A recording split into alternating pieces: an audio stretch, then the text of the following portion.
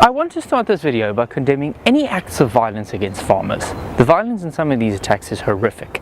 No one should have to live their life in fear of being tortured or killed. There has been a national discussion in Australia about South African farm attacks and murders.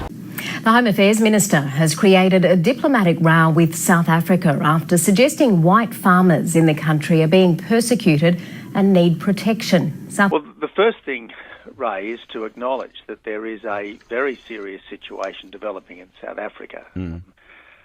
Something like 400 white farmers have been murdered, brutally murdered, over the last 12 months. Now, No, that simply isn't true based on the data that we have. The official statistics show that between 2016 and 2017 there were 74 farm murders. That is still unacceptably high, but is nowhere near 400. Farm murderers are actually at their lowest in 20 years. This according to a recently released statement by the Agricultural Association, Agri-SA. The highest being in 1997 and 1998, when 153 people were murdered. Agri-SA even found in 3 known cases the wrong farms were targeted, emphasising the motive was to rob. There has been a slight increase in farm attacks, with 561 recorded so far, but that is almost halved from a high of 1,069 attacks in 2001 and 2.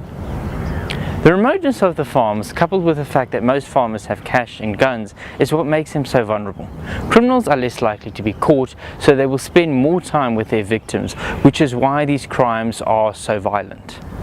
Yeah, so look, my concern is probably like the majority of Australians. You hear about a pending genocide, a persecution of a minority based on their skin colour.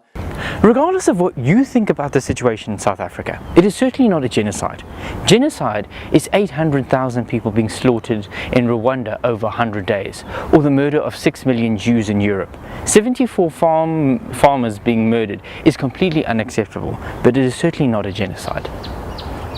As Mariam Tam pointed out in the Daily Maverick, between 2010 and 2016, 1,066 South Africans have died on the Cape Flats, but no one speaks of a coloured genocide.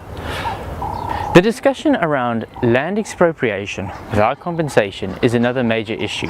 It is important to understand that South Africa has a history of land dispossession, which was formalised with the 1913 Land Act, limiting land ownership amongst black people. This only intensified during apartheid. What is happening at the moment is that Parliament is looking to amend Section 25 of the Constitution, which deals with property rights, but there has been no changes made to the Constitution, and it will probably be some time before any changes are made. Cyril Ramaphosa has emphasised that there will be no land invasions, and any land expropriation would only be done where it doesn't destabilise agriculture or undermine food security. This is a sensitive subject that needs to be handled with great care, because otherwise we could seriously damage our economy, but it is an issue that needs to be addressed. So South Africa does have some major challenges, and some farmers have been the victims of brutal farm attacks. However, millions of South Africans have been the victims of violent crime, especially those who live in poorer areas. So to suggest that farmers need some sort of special assistance from the Australian government is misguided. For those of you who disagree with me, I suggest you spend a week on the Cape Flats. So that brings us to the end of this video. Thank you for watching, and I will see you next time.